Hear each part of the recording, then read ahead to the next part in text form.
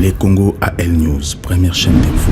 Mbote Nabino, le 13 décembre 2020, Moïse Katumbi a une déclaration où il a dit que je ne serai pas d'accord avec le président de la République. Ce qui a fouiné, n'a passé à Bakabilis, c'était aussi de parler, de comprendre pourquoi aujourd'hui la Sanko a sali recours au président de la République. Alors il va traiter la solution, la religion, la Congo, va préférer aujourd'hui beaucoup d'un président. Pourquoi aussi, même à échelle politique, alors que très bien que les Congolais, nous ont réclamé que Sanko Seni et la organe et la branché la politique pour te boire la corruption et ça à niveau politique. Tu parler aussi sur le vaccin et ça à aujourd'hui, tout le monde échange contre vaccin et 500 francs pendant sardine. Tu parler avec M. Johnny Chimbalanga, président réveillé pour bâtir l'Amouka original. M. Chimbalanga, bonsoir. Bonsoir, M. Andreas Mousson. M. Chimbalanga, Moïse Katumbi a fait déclaration le 13 décembre. Je cite ce qu'il a dit dans RFI 2020. Je ne serai pas d'accord avec le président de la République quand il dit je ne fouinerai pas, n'a passé à Bakabilis. Aujourd'hui, à cette interview encore aujourd'hui dans Jeune Afrique où aujourd'hui il change d'avis. Alors pourquoi aujourd'hui Moïse Katumbi a changé d'avis brutalement comme ça? Merci M. Andreas pour l'invitation. Je suis téléspectateur de Bazar Hollande. Au moment président Fachi a une responsabilité en Boka. Tant aussi responsabilité en Boka, la réalité est belée liée à la stratégie naie à Sénégal qui est dans malembe il y a un moment à qui na propos wana il y a quoi endormir l'adversaire naie qui n'a refouiné dans le passé mais idéologie naie a IDPS et ça idéologie à état de droit tôt ou tard idéologie naie rattrapé il y a état de droit. Or, M. Katumbi na homme politique msusu bakanisa kike ndenge président ba ko finete bango bazali na confort na bango parce qu'il faut rappeler que M. Katumbi na Kabili quelque part ba travailler ensemble makambutu résultat o eza lelo ya mboka eza par terre yepe M. Katumbi a impliqué donc et arrangé qui est à ce moment que président tant lobby a ko finir dans le passé il y a le bon à ça l'éthique parce que M. Katumbi il roule dans démagogie, il roule dans populisme. Il y a un automoni lelo, azarosala lelo. Aujourd'hui il fait de la démagogie, il fait du populisme. Il y a quand même qui état de droit et rosali maté, lelo état de droit et rattrapé bango. Batu ya Kabili na yemoko ayebi que état de droit oyo ndenge yemoko pas impliqué parce que M. Katumbi so totali richesse na quelque part eza richesse moko boye a profiter dans la République.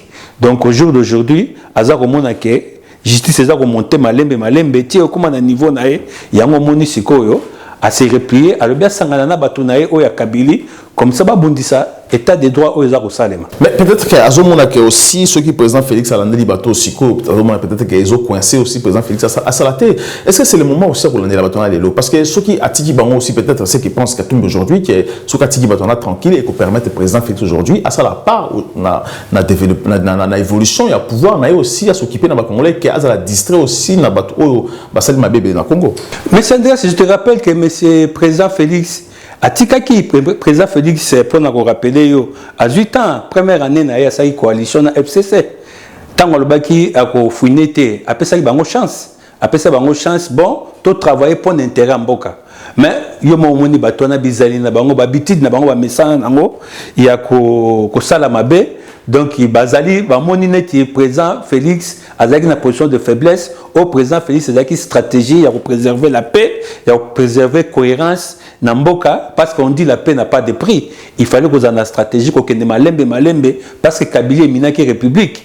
Donc, au jour d'aujourd'hui, ce que le président Félix a tchépé pouvoir mettre en place, idéologie naïe, école à Outa, ils allaient école état de droit, et ils commencent à mettre état de droit en place. Il n'y a pas question, il y a Kolbao, Mobulu, ni pragmatisme, ils allaient il faut qu'on affronte la réalité. Mboka ana poto tongango photo ça la justice. Il ne faut pas tout encourager l'impunité. Les lois M. Katumbi na bafoyelo, bazali ko prêcher doctrine apologie, il y a impunité. Tout le monde même M. Foyelo hier a condamné qui Muzitu. Abaki Muzitu, a aussi on a procureur, alanda M. Muzitu, le lot M. Fayulu, a l'obéla ango et sous-souté. Donc bango ba communiquer, ba blanchir, ba tout ba iba mbongo mboka, ceux qui bazana bango, ba tout ba comme bassin. Donc il y a un quoi septembre, te biso tozawana na réveil du peuple pour bâtir la mouko originale toza ko prôner état de droit, il faut justice et salima. Oh nyo sa ibaki mbongo, ya mboka.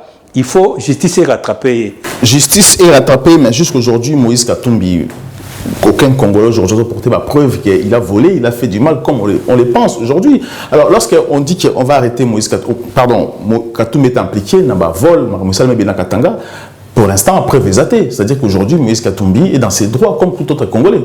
Non, pour mes amis, on a preuve. Il y a malem bete. Au moins, le président Félix a accueilli na makambo azo ke nango malem yo lobaki ke pour mon boulot robinga, mon boulot accueilli nango malem pour to kendeti justice comme autonome makambutu mataka en puissance malem.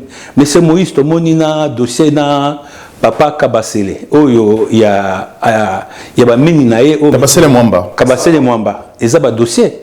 Tout le monde lelo naza komona na réseau eza ko traîner maman moko alobi na liwa ya Katumba mwake mobali na epa zaki kuna ba dédommage ki ye mbongo wana mama wana ti lelo azwango te eza pa Moïse Katumbi tout le monde na Jekamine ba mombonda Jekamine ba décharge Jekamine wana et comment ceux qui réserve na Zambie ba dossier wana tout il y a beaucoup de dossiers où Moïse Katumbi lelo aza komona ba dossier wana ko se mettre en lumière yango amoni non ça va me rattraper. Il y a un moment à côté de la Kabili, quand impunité, mais état de droit est irréversible. Quand impunité, le président Félix jusqu'à présent, la carbonité va toujours ensemble. Je te dis, dans mon émission, on a eu un serpent dragon, où on a plusieurs têtes. Moïse Katumbi, un serpent dragon, on a plusieurs têtes. Bamsous Batikali, Balobi, Bakoum, résistant, Bamsous Bakoti, na Igno sacré, mais Baka toujours Moutumoko. Tozoyebi lelo emokazo lakisa tozomona te na kati ya Union Sacrée ngwa za lésité akomi ko sa neti ba pression ba chantage ke ngai soki boye il veut même contrarier Assemblée nationale et débattre na proposition de loi te que ceux qui Assemblée nationale lelo ba débattre loi Tchani alobi ya quitter. Un individu ne peut pas faire tout un chantage dans toute une république. Sera quitter, mais pourquoi le président Zobang n'a pas quitté? C'est plus influent aujourd'hui que le président ou comment? Non, le président, il prend l'unité nationale. Union sacrée, ezali bonne volonté, il y a batu oyo, bani ko travailler pour l'intérêt en Mboka. C'est ça l'union sacrée. Président Alobi Mboka il a commis président, à ça l'ouverture. Oyo a une bonne volonté, à côté de l'union sacrée, à retravailler. Mais travail ou entre travailler en impunité. Travailler en état de droit. Il faut qu'on respecte mes béco en Mboka.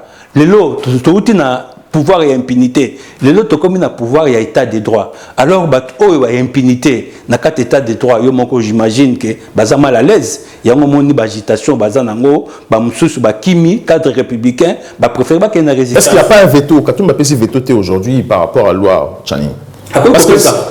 À quoi qu'on peut sa veto parce que loi on est loi pour l'intérêt il y a peuple congolais ils pour l'intérêt à Mboka na biso ils loi ils ko prendre souveraineté na biso baza ko lobaye ka monsieur Katumbi na moni a komisa ki a sali compliment na ce qui s'est passé na Zambie mais Zambie so totali loi à Zambie pourquoi ma président na Zambie faut aller des pères et des mères zambiens et pourquoi pas na biso bani ko sumbela Mboko ya biso donc quoi accepter en côté pas na biso pe photo tcha ba garde-fou que pourquoi comme na ba fonction o ezali ba fonction prestigieuse ya Mboka il faut aux ala congolais de père et de mère pourquoi biso toko s'en passer na makambo yo et ko tcha garde-fou pour na Mboka na biso et pe sa biso souveraineté toko tout ça ko soutenir ngo ceux qui tomoni ba parlementaire ba nini to passer par ba pétition populaire o resinga que parlement et voter Laurent. Alors, aujourd'hui, veto Ezali, ceux qui Laurent est qui aujourd'hui, les gens pensent que, selon nos sources, les mêmes Américains au Bayek pour le Congo, on est au président Félix pour le coup d'État. Si au cas où, si Laurent a parce que on va penser peut-être que Moïse Katumbi aujourd'hui a mieux placé pour la business, selon ma calcul. Ça, c'est ce qui s'est dit dans souterrain. Non, Rwanda, il y a une injonction à l'étranger et c'est l'équipe. Tout comme il y a Mboka, lelo, tout ça en mondialisation, tout le monde a dit que le président Trump Ayaki a préféré l'autonomie en nation. Donc Mboka Nabiso, tout ça autonome, tout ça souverain, tout ça indépendant. Donc Makambo et le Mboka Nabiso, certes, la pression étrangère koko salema. Mais tout que c'est d'été, biso photo yebapé, ko tcha bagarde, faut ko barricader République Nabiso pour nakoluka to que la souveraineté n'a biso totale. aujourd'hui, M. Katumbi, parce que tant on lobby que M. Katumbi aujourd'hui a Zoban la justice parce que ça a impliqué dans la rebelle. Est-ce qu'il faut bloquer aussi demain à la candidat président au moment où tout le monde sait que Moïse Katumbi il peut être favorable parce que tout le monde sur la candidat à l'élection présidentielle dans l'interview bon, il n'était pas aussi clair dans la réponse. Alors, est-ce que Moïse Katumbi aujourd'hui a un candidat favorable aujourd'hui pour le Congolais? Ce que tu as dit, M. Katumbi, comment vous allez un candidat à la République où il y a biso, tu dois reprendre l'état des droits. Ce que tu as une déclaration, tu dois remonter à Simananga. La déclaration a dit hier, c'est contradictoire.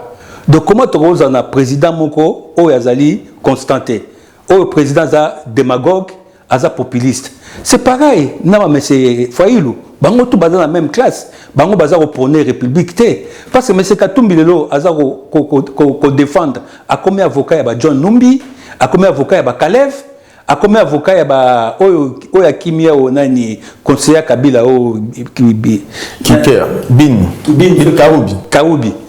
M. Katumbi, Moutouaïbi Mbongo. À combien d'avocats, qu'est-ce qu'il a dit par rapport à alors, il ne faut pas que les Congolais soient exilés ailleurs. Ok, Batouana va exilé, Batouana va Oyo, justice c'est ça, poste na bango. Mais c'est ni nous on a monnaie avec na carte, utiliser ma carte jusqu'à 200 millions de dollars. Ba ici na justice, il a préféré que Kima à l'outil prétexte que o a menacé la République. Non, que nous affronter problème dans la justice. Au Kimi soko ngolo ko boa kangunda, au comme ko ça ba déclaration que vous a menacé. Tout ça sous na temps il y a dictature na Congo té. Pouvoir est présent, Félix c'est ça pouvoir amour la démocratie. Ce qu'on a un problème tu as toute ta place, mais ce qu'on a moyibi na pouvoir autre n'a pas ta place. Yango moni batwana nyoso lele komike bazo ki ma même c'est Moïse azako se permettre à défendre bato ba yibi république. Comment tu oses un président oyo azako défendre ba miyibi. Donc M. Katumbi il n'est pas bien placé pour comme président lobby à Congo ni M. Faïlou parce que M. Faïlou aussi azako couvrir M. Mouzito. M. Mouzito yemoko M. Faïlou hier il a menacé M. Fayoul, il a interpellé M. le procureur. Comment Ozako Kangamut Ote, Namakambutu, Nenga Ibimbongo, s'enrichir rapidement. Mais Lelo, Azana, M. Mouzoutou, ensemble. C'est incompatible par rapport à M. Fayoul, ne Bazaro Loba, Nazar Mona Batne, Bazaro Pone, Azamutaza constant, Azamutumoko intègre tout ça. Mais je ne sais pas ce qu'il a avec les Batouana, ce qu'il a comme gourou, Azako. Envoûté Bango, je ne sais pas, je me pose beaucoup de questions. Les dauphins de Tchène Tshisekedi. Je rappelle parce qu'il y a des dauphins de Tchène Tshisekedi, mais Batounaï à Paris, parce que tout le monde, Mbamou, Ouazali, président ici en France, Patrick Mbamou, a accusé le président Félix Tshisekedi aujourd'hui qui est tribaliste. On va alimenter aussi le tribalisme, mais ça, il faut reconnaître ça ou pas?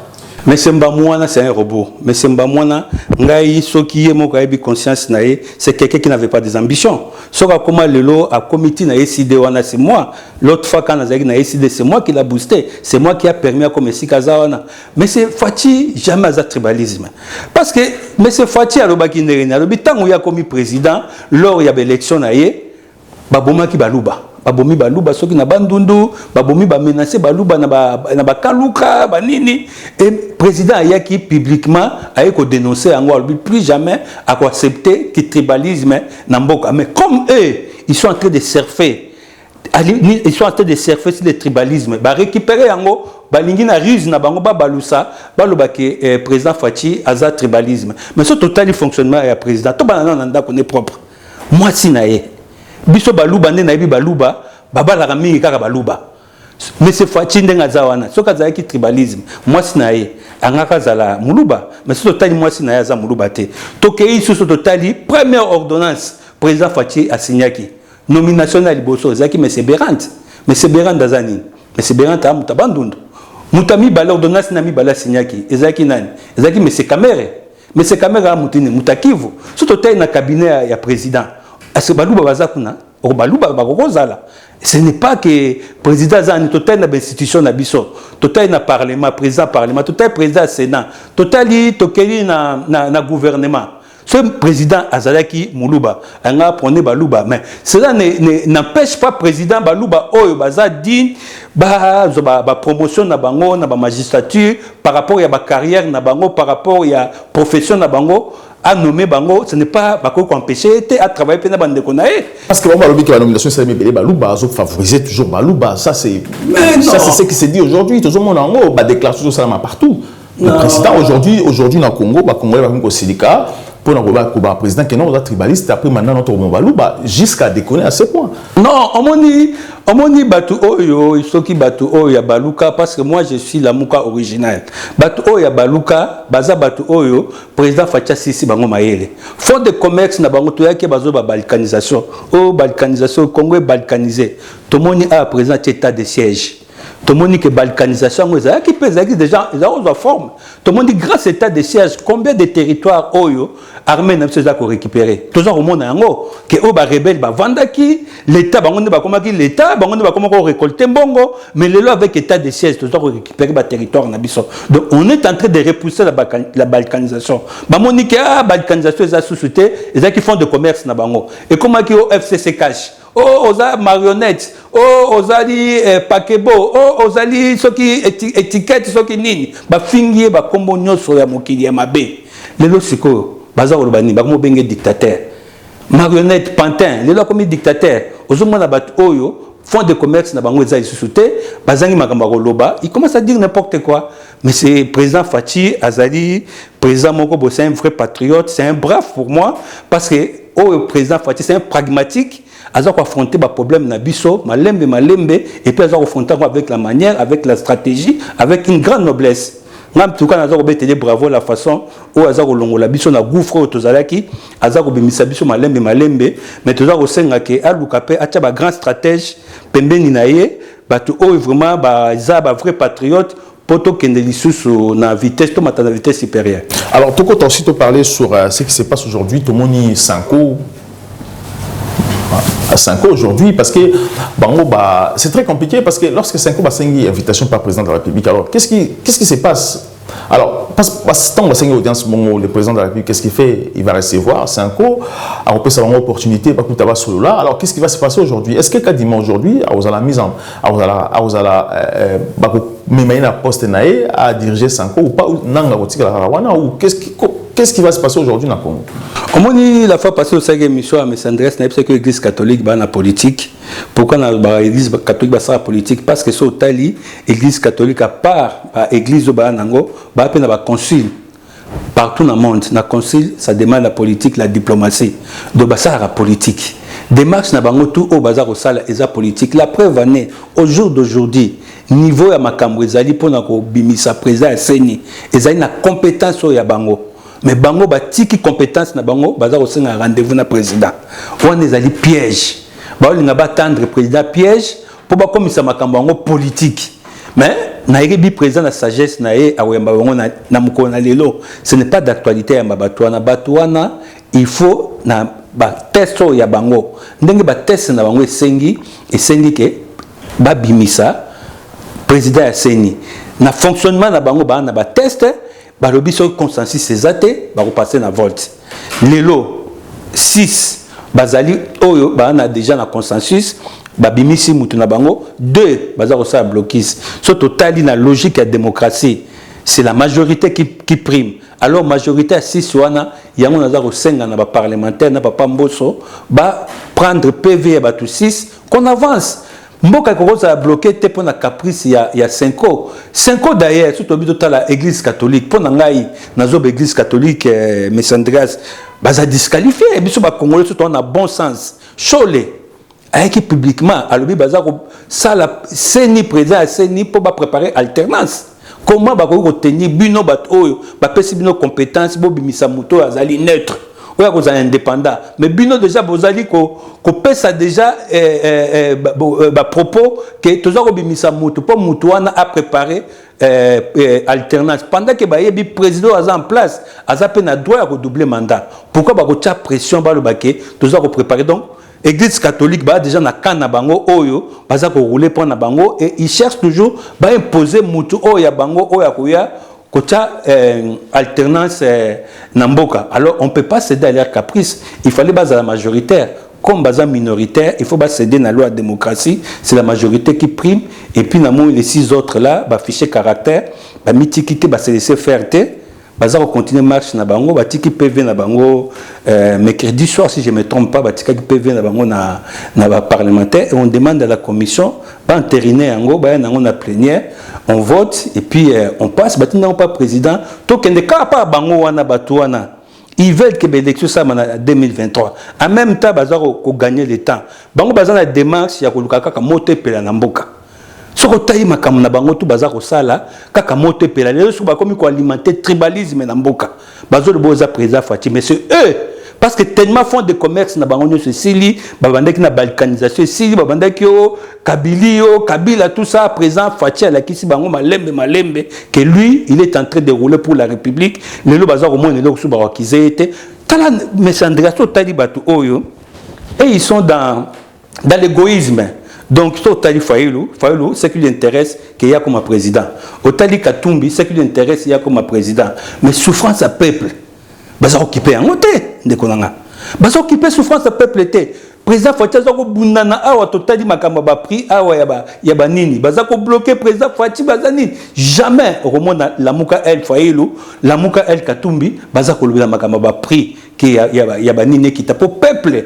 Alia malamu peuple a profité na makamba bango jamais bango baza toujours kako za ko intéresser bango pouvoir na bango bakoma ba président en tout cas ba politicien bonga za encourager président Fati comme il a dit qu'il est venu pour renouveler la classe politique président naza ko yebisa bravo continue il faut renouveler la classe politique oh non surtout ça bango lelo il faut pas qu'il y ait un garage. Moi j'ai l'impression que c'est comme si la République bazo diriger Congo bazo banga basango c'est comme si Cinco ils ont la mot à dire comme c'est ça supérieur comme organe supérieur à l'institution Congo parce que comment est-il expliqué aujourd'hui même Parlement national ils ont l'incapacité aujourd'hui il y a la vérité dans le Congolais c'est ce qui s'est passé parce que tout le monde comment ça s'est passé avec Soni Kafuta à l'époque parce que Soni Kafuta a été dénoncé pratique il y a Basango et aussi aujourd'hui Dodo aussi qui est aujourd'hui président Oazo comme ma confession parce que j'ai suivi la déclaration de l'église musulmane au président de la déclaration chef spirituel comment est-il possible biso basal Nanzambe tous en incapacité aujourd'hui pour résoudre la situation qui est pour diriger alors que Sango Bango Bakomi Koluka beaucoup de président de la République. Alors pourquoi parce qu'à lui pourquoi aussi politiser cette histoire de la CENI. Alors pourquoi aujourd'hui il faut que Banga Sango c'est comme si Bakomi Banzambe à Congo on n'arrive pas à comprendre ce qui se passe au juste. Non mais Andreas au moins dit président Fati il a eu l'humilité Yakoya mandat na yeko ya ko simuler devant Nzambe publiquement à un stade de martyr à Senga Nzambe endossa mabeto et salama na mboka et puis à Senga Nzambe pardon au nom de la République à Senga Nzambe pardon moi j'y crois parce que ngai moko na mama bana na ngai chantika cha majesali to sambela makasi et puis batu ba sambela belé vous comprendre je crois que Nzambe s'est levé à revendre dans le trône parce que le président Fati a confiance dans le trône et quitte na bokonzi abi seigneur ngana vendre te me yonde ya revendre le toujours au monde Nzambe mo waza ça et Dieu est en train de livrer un spectacle ba ininyoso batu nyoso basala mabe na Congo tala basango démarche baza sala il fallait baza na réunion papa mboso pe na sagesse na e alors bien on va pas passer en vitesse pas bato bazo luka raison ya kopelisa moto na mboka papa mboso a 8 ans ça pesa bango 72 heures. Après 72 heures, il y a salamité, il y a 48 heures. Baninga baza ozela bango boya to solola. Non, bango balakisi ke bango nde baza so que église a munene. Or na kata confusion religieuse, chaque confession a na voix moko. Muto aleki muninga zate. Kuna baza na égalité, baza na 8 voix. Siko bango basangota eloko basali. Bavandisi baninga na touche baninga baoza bango na réunion batinde baninga na bango courrier babi bozela biso na biso to ke kuta na président et puis bo kuta na président ba kende bango nyoso basa démarche kende bango nyoso babite kaka 5 na SCC de baosenga rendez-vous par président si soit na bati bango pembeni nyoso ba yiba piéger président mais nyoso Nzambe livrer bango un spectacle et que c'est des gens qui sont animés de mauvaise foi ok mombeza ko mona ba étranger baza ko mona nde makamu nyoso za ko salima kiso 5 na SCC nde baza ko bloquer processus ya kobimisa président Seni. Alors on va faire quoi? On va passer sur la loi de la majorité. Quand il y a blocus, c'est la majorité qui prime. Loi de la majorité, mais jusqu'aujourd'hui, je salamaté, bazobanga aussi parce que est-ce que pourquoi quand il m'offre à la victime aujourd'hui, il y a ce qui se passe? Pourquoi quelqu'un qui a la compétence a la victime aujourd'hui dans ce qui se passe? Mais si on se rappelle, Moussa Nanzambe Oyo Sonic Afuta. Alors ça a la révélation pour les Congolais et moto baraté. En bongo na ba pour parler na bango interne. Il paraît en bongo aloba que président Seni à cause à l'école au côté na président de la République. Azot misango wapi. Parce que na ba test na bango ezati. Tout le monde est dans le passé. Ba président Seni bazaki école moko na Monsieur Kabila. Ça n'a pas causé de problème. Pourquoi aujourd'hui ba retia critère wana? Donc, on a alimenter tribalisme. Et je ne comprends pas le sentiment de tribalisme. Parce que la haine, tribalisme, makambuto ya malongo ya bomoto, il y a que défendre les Congolais, ils ne sont pas là.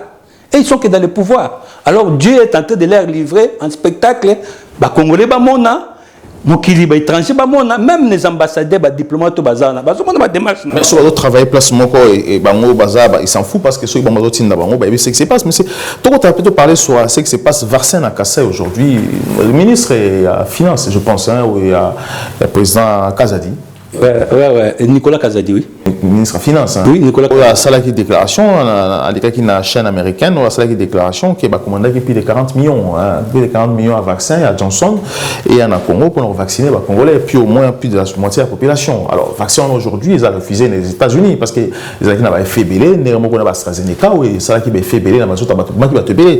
Alors aujourd'hui, hier, le président de la République a dit qu'il y a d'accord à vacciner parce qu'il y avait trop de retours, trop de conséquences qui belé. Mais aujourd'hui, la France encore a soutenu le vaccin et on risque que le vaccin soit accepté dans le Congo. Et pourquoi acheter le vaccin Johnson au moment où les États-Unis ont AstraZeneca parce qu'ils n'avaient fait Makassi?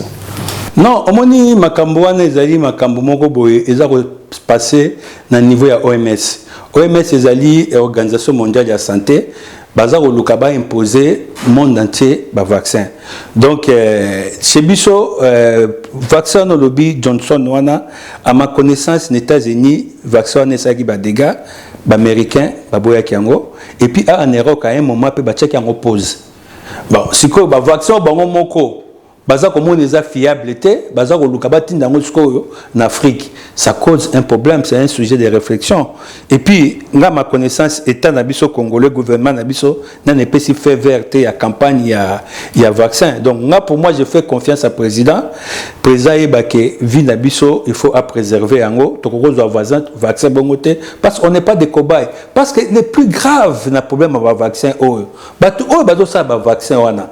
Bango moko bao c'est dédouaner la responsabilité nyoso. Tout Pfizer, Nini, ils ne sont pas responsables. Les vaccins à un niveau expérimental.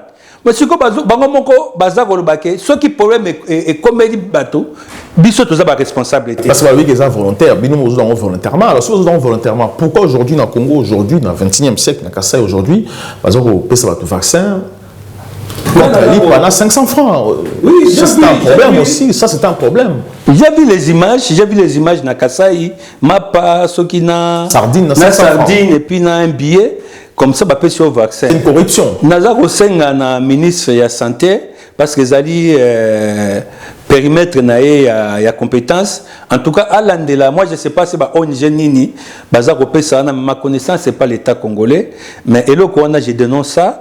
Vaccin ba ko foxé ba touté ce qui l'état a moniqué vaccin est responsable vaccin est malamu l'état doit responsable il y a ko pesa ba tout vaccin au cas où ceux qui pourraient me comme les mutu c'est l'état qui sera responsable parce que va utiliser faiblesse à peuple congolais dans la l'air bien aller rater parce que ceux qui na Kassai ou bien Congo Mbappé pas vivra bien travailler là je pense pas que nous ça la choix pour gagner un vaccin va utiliser faiblesse à peuple alors ça c'est aussi le cas des politiciens parce que les politiciens au Congo aujourd'hui à tiki peuple dans ça à ça est là au monté en plus rien n'est fait pour la population est prise en piège parce que pourquoi va choisir aussi milliers moko ils ont un retard dans cette technologie pour comprendre ce qui se passe dans le monde concernant le vaccin. Mais il y a un cas on a le but taba politicien biso makamba ko lobela yango nati to mona ba mususu mais c'est faut la caisse de vaccin azou la vaccin mbangu je sais pas pour plaire à qui entre temps ba vaccin wana ils ont une crédibilité bango moko on a poto baza ko mettre en cause le samedi Paris a bloqué tous les samedis ça fait plusieurs mois baza ko bloqué pour ba vaccin wana bato baza ko sala ngo baza responsable à produit na bango te. Comment biso tokozwa biso to bando pesa ngo ba peuple na biso. Ça pose un problème. Même Macron ici n'est pas crédible. La fois passée, il y a même pas longtemps, il y a les images, mais c'est Macron, il a mis en cause des vaccins. Il a mis en cause le tout mbalamoko a sali virage. Ils ont posé problème à crédibilité na Macron. Je crois qu'ils ont pacté na l'élection parce que na problème à dossier à vaccin même yemoko mais c'est Macron, il n'est pas crédible. Mais l'État congolais pourquoi ça soumis au vaccin Johnson soit avec Daïmabé? Pourquoi aujourd'hui bon qui consomme sous Johnson? Non, moi je te dis alors que na Congo aujourd'hui balancer remède pour la coronavirus, il y a la congolais. Mais ce que tu as dit dossier so comprendre, moni makambo vaccin oyo, ce qui au lobo ça la bras de fer na ba OMS wana tout le monde en président tanzanien accueilli parce que lui il a affiché bras de fer affiché publiquement. Le président Fachi est en train de manager cela. Ce que tu as dit bien démarche à président Fachi, il n'est pas pour le vaccin parce que il a épargné biso na phénomène mais pression internationale à MS Césali, il faut que c'est les jouer les jeux. C'est ce que le président est en train de faire. Démarche à présent naïbi kaza aussi un certificat pour biso peuple africain, tout ça l'expérimentation à vaccin na biso au peuple a confiance comme ça tout peuple au peuple. Il y a un moment où jouer, c'est des diplomaties. Tous on a un rapport de force, on a des plus puissants que nous, mais le président, j'ai confiance au président à gérer la situation au Malamou pour nous épargner le peuple. Merci beaucoup, M. Tchimbalanga Johnny. Je rappelle que vous êtes président Réveil pour bâtir l'Amouka original. Merci encore pour cette émission. Nous sommes sur la plateforme sur les réseaux sociaux, Facebook, YouTube, Twitter, Instagram aussi. Aussi la chaîne Nabino à Kinshasa, Wemsa TV. Vous s'abonnez, vous parlez aussi de ma famille Nabino. À très bientôt. Les Congo AL News, première chaîne d'info. Corona ezate nzala nde bato bazobela maladi ya nzala. Corona obino bo publier ezate nzala nde eleki. Yango bakomi kokosala o corona ezate. Bref pe ya corona ezate. Kisi bato bazomela ezate. Bo bimisa kiso yo population akokolia bien, à vivre bien, mbona za circulation, bana batang. Les Congo AL News, première chaîne d'info. Mbote maman. Mbote papa. Twana wenza Mobutu. Bana malade ya coronavirus ebimi na kati ya monde entier, crise économique koti makasi.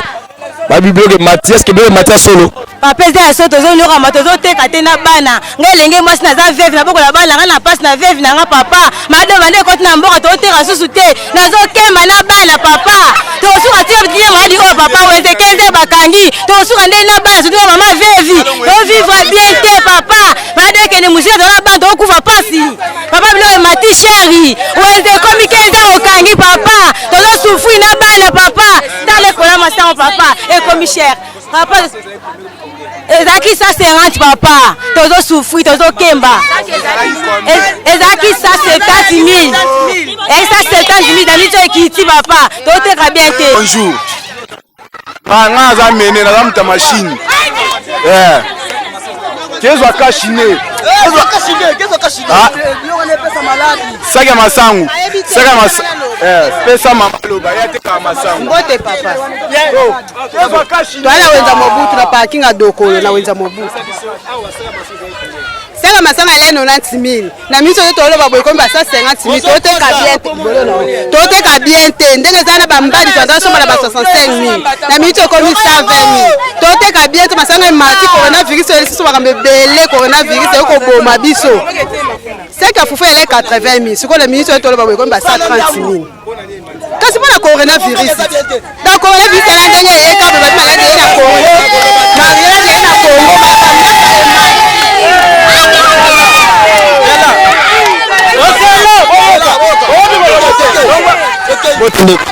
Mbote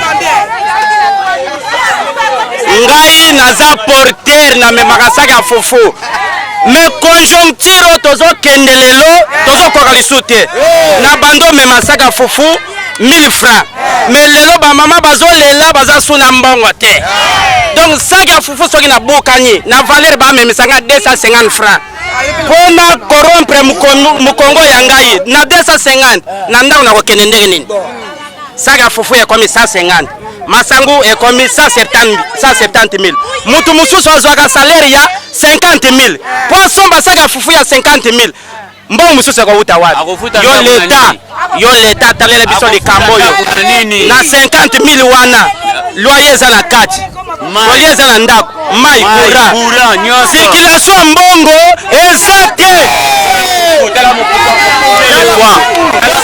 Tala mopuka popo 1000 francs tozotonda lisusu te. Tozo protéger te bapesi biso loko moko te ya koprotéger to batiki biso kaka bongo tozala kaka bongo. Tala popo 1000 francs tozokemba boye nzela bandundu boye bakonzi mpe na wenza bazosere biso bawenze banani babimi ebele totelemi bongo tolobi bongo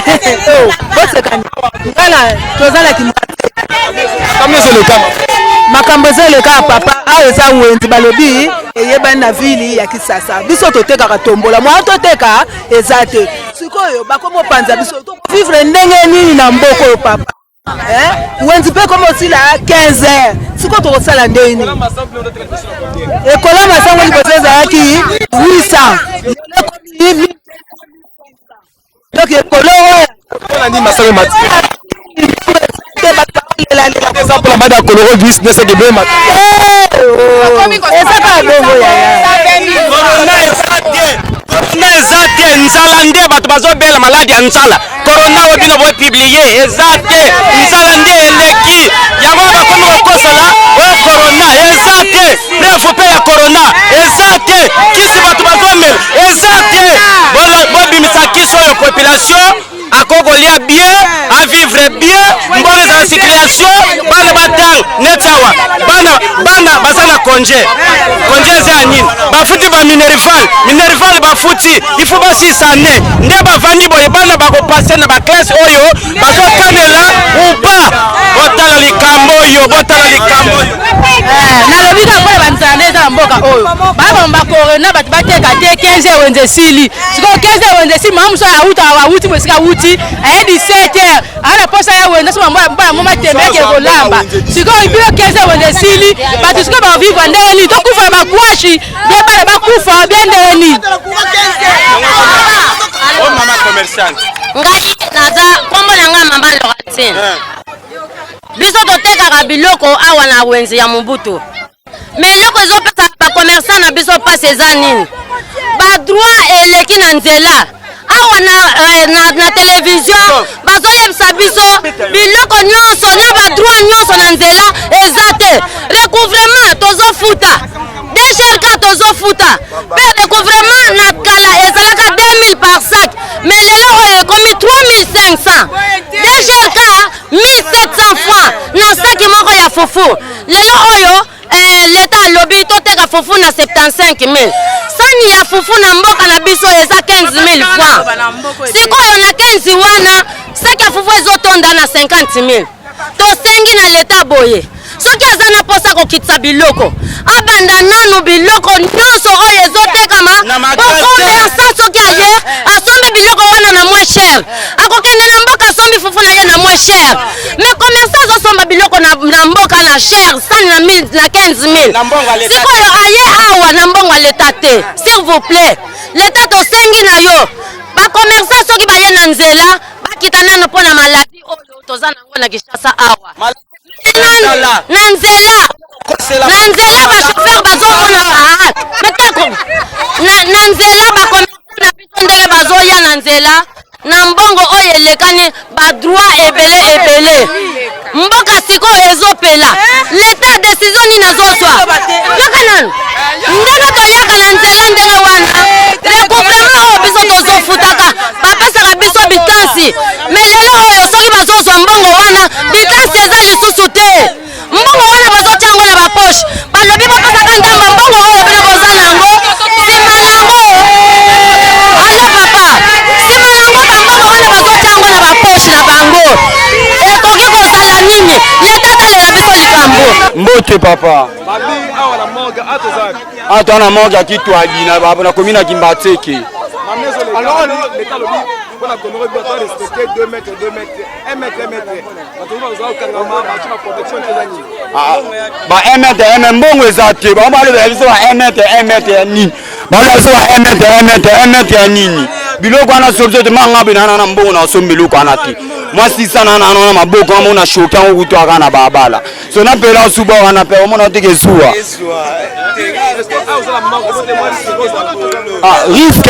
risque ngamona ebike na mi batela kande na tambola bo ngamona mi batela bon ngapona nga ebembe eza mabete nga na mona ngo za na bien nasibe na situation mo ekutaneli bato aki tata za na mbongo afunda mwana te de bembe ekino kamba moko ekino kamba te ba sauver ba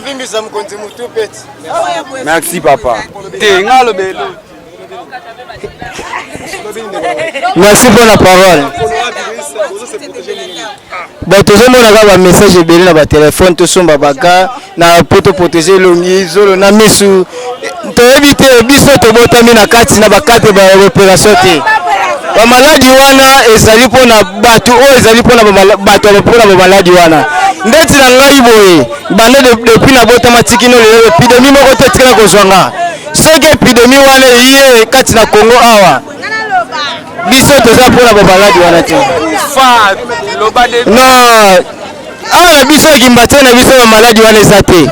Soki maladie wana ezali tozali na commune ya Kimbatike, toza na moke ya Kimbatike Kitwadi moke ya Kimbangiste. Bakonzi balobi nini? Ete bapesi biso bagawa wana ofele. Awa na moke bato bango 1500. Siko soki mutana mbongo te mwazo ngo yate. Foko somme obligatoire faut zakala 1500. Babiloko wana pesi wana na ba maladi nanu. Babiloko wana zona ba maladi. Bozo tsa maladi wana to somba to tia le temps ogelala obandi ko kosola. Babiso deja biso bata ba maladi wana te. Merci. Les Congo AL News, première chaîne d'info. Ekosimba tena banomo ba bazosenga ekosimba tena Kishasa. Pona Kishasa na peuple basé ebele. Condition biso to vivaka na hier ezali ndenge moko te. Ozomona parce que na kosi na taxi awa na moni na chauffeur aza protégé te. Ndeko tozala ye mupandi aza protégé te. Nga aza na désinfectant. Siko mbongo nga so naza na malade. So na ngina pe. Désinfectant na nga yango. Naza na désinfectant na nga nazo tambola parce que babi basokola maboko 5 fois. Mais nga aza na désinfectant na nga. So na tambola muke na sokol maboko. Mais na éviter ko pesa ba mbote, ko pesa ba bisou na éviter yango. Moi ba contact moko eza pembe na éviter yango. Siko. Ndesi na taxi malamu chauffeur aza na cash ne aza na gana maboko. Parce que ceux qui aiment sous ndeti nga boy na maladie na nga na simbi déjà mbongo. Tant chauffeur pas ko simba aza na maboko ça protégé. Au moins que yebe aza ko zongo pe mbala moko. E bori ndeti na bus boy batina bango mabeti ndeti o mibale na sima na taxi. Po na ko éviter mo ba contact wana. Mais siko na partie net to solo la bonga na zo pema. Maman aza pembe na nga za protégé te. Aza na cash net aza na gante. Yepe aza ako za pe victime pe pas zo pe maladie.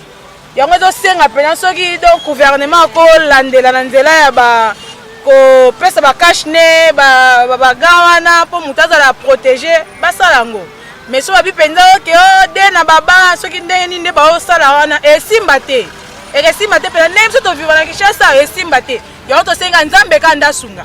Po malade so ndenge ekoti na mboka nzambe ka sunga. Po biso pena to vivre na RDC na Kishasa vraiment précisément esimba te.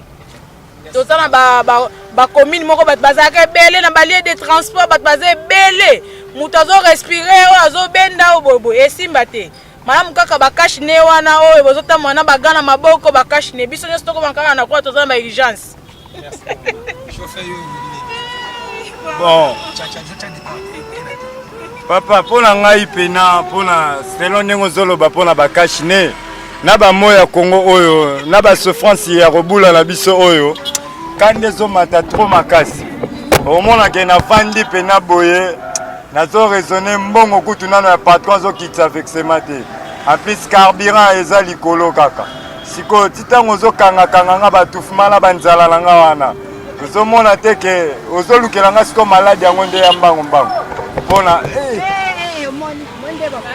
na moni kaka ke baba na moto nde bazowela banzela bayeba tutala bakufa awa pona makambo mboka ngo nyonso tu show na show tozo comprendre te kasi pona likambo ya ba kashine pena pona nga na volant na okoka te zoko atufenga na bakin zotoka lokola na osokola maboko na mai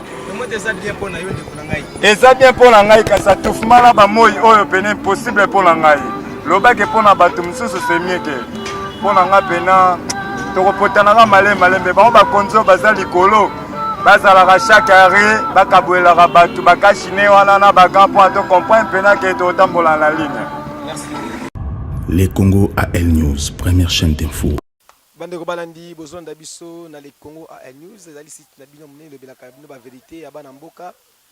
Tozali na changu banda bapesi ningisa balobi awa na Kinshasa na Gentili Ngobila gouverneur ville Kinshasa complicité na général Kasongo babeti sete balobi pona battre la population na bango babitant na bango esengi na bango ba ko respecter ba mesure o bapesi mesure bapesi na kati ya Kinshasa lelo ezali peuple congolais en ko ignorer malade oyo tout ça mais lelo to remarquer na kati ya ville ya Kinshasa o miko balader ezala bana mike bache ba kashine na bazolo babi moto nyonso sengi acha kashine na zolo nde na bino tokoyeba ndenge nini ezotambola ville ya Kinshasa ambiance eza ndenge nini na bandeko changu ambiance eza ndenge na population est bazo respecter yango bazo respecter teto diferenti bazo kutana nango na ba kashine na bango nde kombote mbote papa tozali na njili na avenue Inga quartier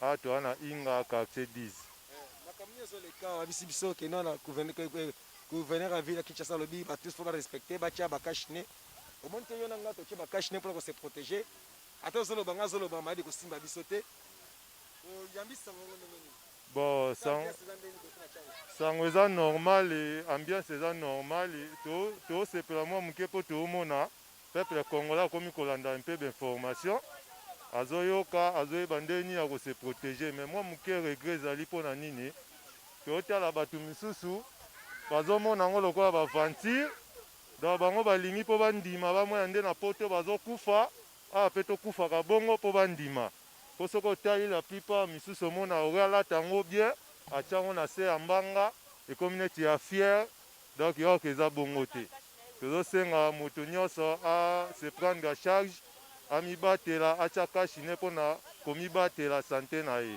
mpe bamininga misusu. Est-ce que le gouvernement pense na bino que ba maloba wana vous avez Kinshasa kashine ezokuta combien?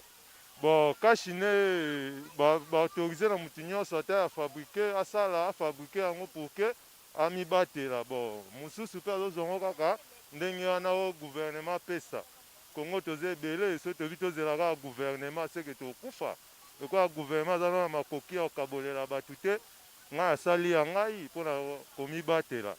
Bandeko balandi bozolanda bino moko kashine ya ville Kinshasa ezolata ba forme ndenge na ndenge bakashine bakash couche ezali bakashine ya ba soutien ezali bakashine ba kimono ezali nyonso ezali pasi na kati ya ville Kinshasa komona gouvernement azaki censé ya ko avant koza mesure yo ya ko kabola ata bakashine na public na ye mais o esali mwa pasi tomoni ke non population bazokata bikatakata kashine ezala banorme esengeli ezala me bakashine maputa bakashine ya basoutien bakashine ya bakimono bakashine ya buta zododo bakashine ekomi ya sorte bena vi Kinshasa mwakoloba eza te mais papa est-ce que gouvernement kisama mokele okwana est-ce que gouvernement pense na bino mpona kopesa bino ata lisungi bakashine?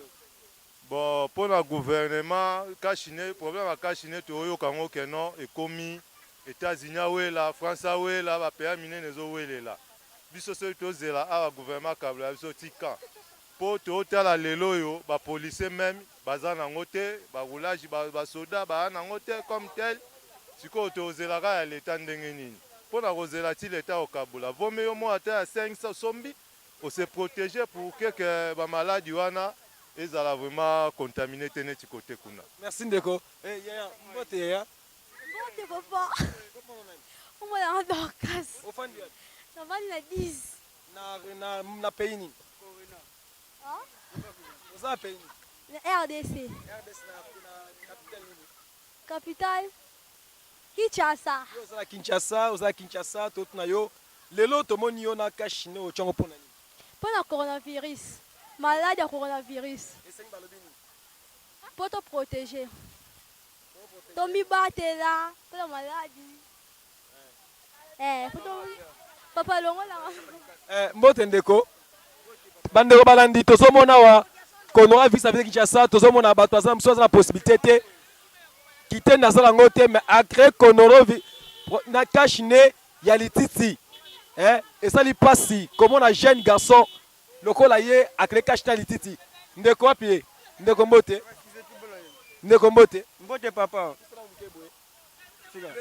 au moniteur sali kashine yo et ça li neti bouteille ya tembo kabole lunkatikati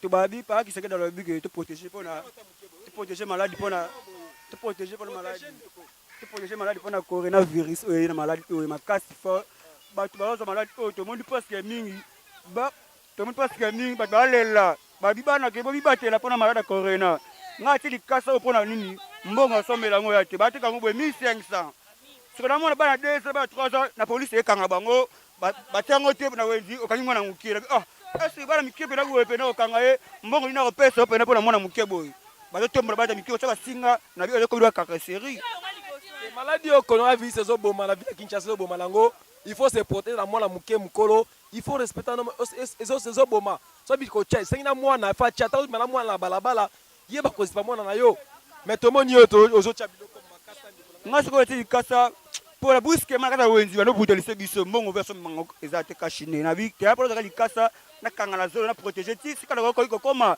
na bike na wiko za tamu à l'aise papa ki tamu la zolo vidi ndengwa yana teli kasa na ngabina mabsoda point bala bio soko tete na zolo te do maite pona solo mada 5000 yana teli kasa pona boyi na ngabazo nga 5000 na mbongo te mbongo za passe makasi bo 5000 ona zongo na minute na leku nyutende na za bo yana teli kasa na nga protéger ka zolo pona coronavirus mama yo to moni o che cash nete pona ni to moni bazo se protéger bazo kanga we ba ko kanga yo mbongo ezate papa kolia kutu ya pasi mapa tozo luka siko kashi ne na kozwa ngo wapi papa yango na na tena ngai te so ba kanga ba mo ba koyeba mais ali bien pour la santé non se protéger ba tozo mate ba tozo kufa papa to te protéger so ba pesi biso ba kashi ne yo fele ba pesa biso te siko to sa ndenge nini mbongo ezate bana binaza bana mibale na kozwa ngo wapi bandeko balandi osomona mwana muke ya se protéger mbote comment nani Nardi.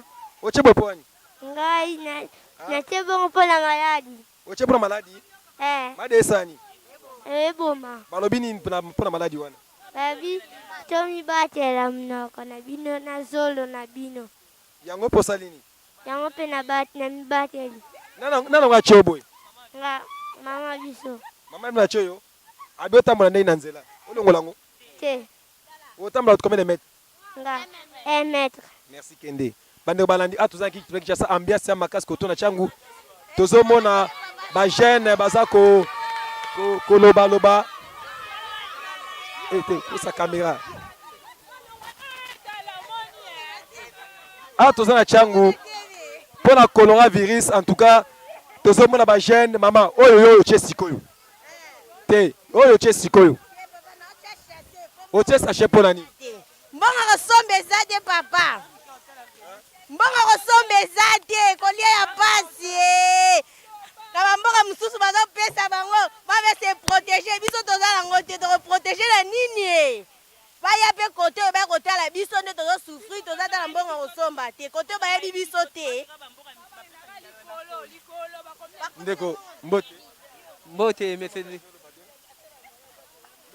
mbote monsieur le journaliste kompona nga die merci tout ça na commune Njil na quartier 10 avenue Inga makambo ya ko se protéger pour la bakasine en tout cas vraiment ça makanisa malamu mais eloko eza mabe mingi bande ko mususu basomana loka ba fanti mais eza mabe vraiment te ninga seulement bien na bande ko basenga na ko sala na sombi na zangi moyen na sombi mais ndeko mususu tamso banda tongo tipo quoi na makambo oyo ezobima ke bato asoko luka mbongo te ata 200 francs sont bali pas na ngote bongo cash ne o peut-être 500 francs 1000 francs ils auront de bango difficile oui ngana tie po na zwa kyango mais ça peut la bande comme susu atiete po asuite le baso kangela bango mais na ebite bon baso kanga na uti na mobutu awa so kipete ba procès mobutu comme shida na bango da ba soda comme shida même si mutaninga somba lokola tie te baye bakangi comme lokola shida na bango en tout cas loko wana vraiment ba journaliste bo lobela yango vraiment loko wana ça vraiment ma propre te bandeko so boso ba policier et kuma ndaki moyibi na ndeka taka série ba mo lokola pesa bango shida eza vraiment ala muté mais lo to ko singa na gouvernement côté monsieur to so mona ke na bakaboleli bango ezaki malamu makasi ke na ceux qui bakabola kita na partout où ils bédé bato so bazangi tongo to comprendre mais bakaboli te eza vraiment ala muté eza vraiment ala muté na pas wana vraiment ba meka kota vraiment likambo o vraiment ndeko mbote papa yo se protéger te emettre ngana pour se protéger te emettre ngana ndeko na ngai ça peut point on se protéger pour ni policier ko mutu ye mona se protéger te policier alors on se protéger mona se protéger non te policier ma de rozo été bien ni policier ma de rozo ka ba civil ba policier te don niveau policier ko mutu na cash ni ya za na ngote mais on a bien là tango pour ça pour la ngasa de cause ça pour avantage te on va les oranga te les oranga mo policier zo été ka ngai policier o ka ba tu yero zo été ka nga non ba te message na sta gouvernement ça que non gouvernement na biso ba kita na usine ba ça ba sachet ba plastique ba kokotila mbongo ba ça ba to ba cash ni ba ko bola ba tu et ça ni et ça ni pena ba ko ba tu biso to ba chauffer ba transport on passe so 4 heures ka besoin na ba 4 ba besoin longo de grand ya ngwana le commissaire policier ba policier ba roulage ba nani tout consonne au bureau de paix crime ka mutuka oh nani ka non ba te komini na mboka o komini na sugi na papa te bakabosa les alate bato komi bampiaka likola makole mama kana mama o s'intéresse nga makasi pusana boy mama o s'intéresse nga makasi mama tozo mona yo o cheka chinete mais mwana yo memi pour la cheka chinete pour nani pour mi protéger quand on mi protéger parce que toza banzala toza bampiaka baloko lokaka ke oto to mi protéger pour nani malade za mboka ale koto na benga na twenga na sona tongo na ko kufa pamba pour sona tongo le na meni pemba na sona kufia ba kena mba vers cimetière aye comme bembe so ka mo ke cimetière so sona kufia na twenga na malade na choléra virus na kola kashine pona kufa mba moto na sani mamu na ko gobe mande mamu na tika mwana ne a protéger na ko za akabu na ko tambo te so yo zwango pesa mwana na opesa ete ponza mbabatela nga deja to za ngote moi to zwango ezate ekele baba da mbongo bakoka merci ndeko na to pesa na suka to pesa ndeko olobini bon nga lo na ko bakisa boye congolais a teti Les Congo AL News, première chaîne d'info. Congolais andima mbala mote na facilité. L'État so ate proposition ate ba 5000 wana et simbate pour comme machine de dérangement makasi. Basala ke soki mutu alati yango ta boko se protéger fimbu. Ata 50 fimbu 30 fimbu. Lobi su soka bimi su wango fimbu. Po mbala sima azwa maele kabi. Parce que policier moi chete ce que ba civil ba saleni. Mais soki policier a se masquete intila okanganga mutu pe na se masquete abetanga fimbu soki ye a se protéger nga na se protéger te mais au moment où nga na se protéger ya se protéger te moi kanganga ezate mais soki ba ndenge to landa ba information ba casque ba e ya pona okabula ba policier e ya bazwa civil a relata te ba betaka fimbu pokabia le père pa kana fimbu batu ba yokaka. Merci Bandero Balandi, tozo continuer en tant que mona batailleur.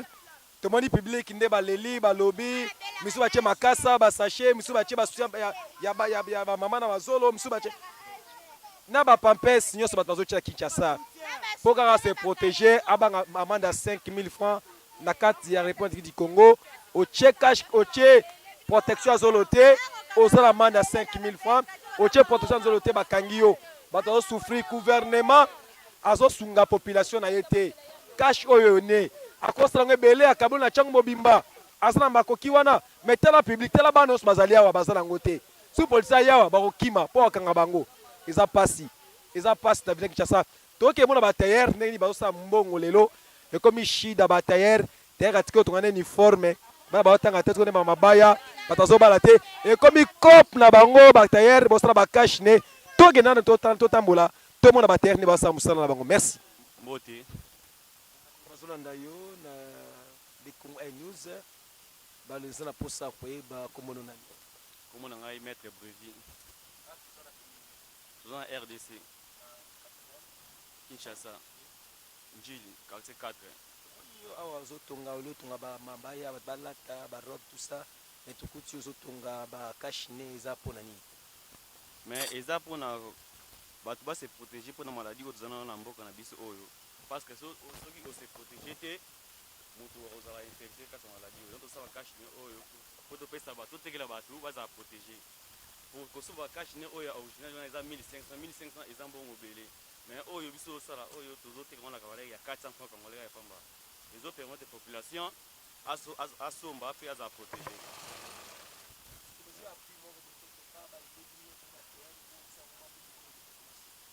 En tout cas, après, nous avons pas nani. Auto, ça n'a propre moyen à bisomo pour nous aider la population. Dans le cas de Ozoa, il y a un dos là pour nous aider la population. Mais après, il y a un mouvement qui va pour biso. Bon, pour le moment, le roi chemise de salamate kaka. N'attend il y a un cash ni comme de l'autre kama. Puis biso va terre, tu vas aider un piaka. Maintenant, gouverneur a dit que bataille va ça cash ni va take la bateau. C'est pour ça que nous ça là.